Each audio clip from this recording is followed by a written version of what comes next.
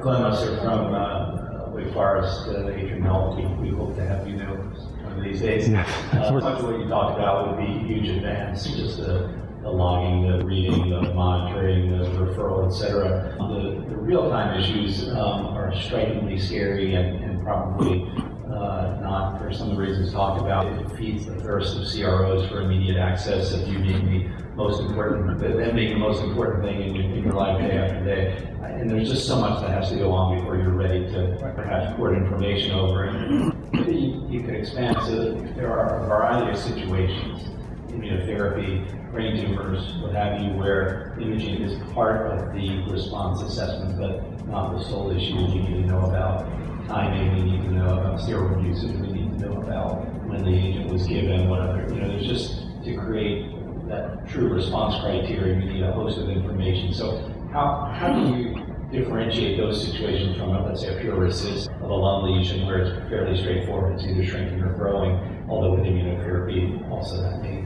be the same. So how are you adopting to that paradigm? Yeah, so I'll have Liz answer the part about the various criteria and different types of treatments. But I think the first point gets to Meredith's point about if we were going to give sponsors that kind of remote access, we would need to have some kind of trigger that would prevent it from going to the sponsor for their review and any queries until the site was done with whatever it was they had to do, even including some additional information beyond the imaging. So let me turn it over to Liz to the other part of the question. So each of our response criteria in the system have these templates associated with them with all of those fields within it. So flare window, for example.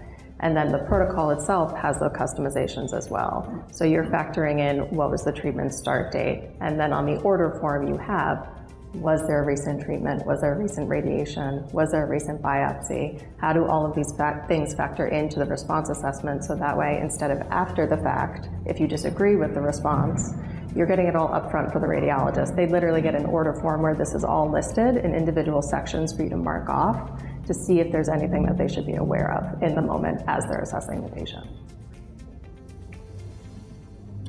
From what I'm hearing, it sounds like at the very least we'd want to have some kind of release of information settings, and then you could decide whether you want to batch them, you want to check them, or you want them to automatically flow through. All of the settings we have are always done on a trial by trial and roles and permissions basis, so that would be fairly easy to do. But it's helpful to know that we don't need one thing, we need a whole bunch of settings, so thank you very much. Yeah, and it sounds like, to your point, for some of the criteria, the imaging may be one piece of what goes on to multiple inputs.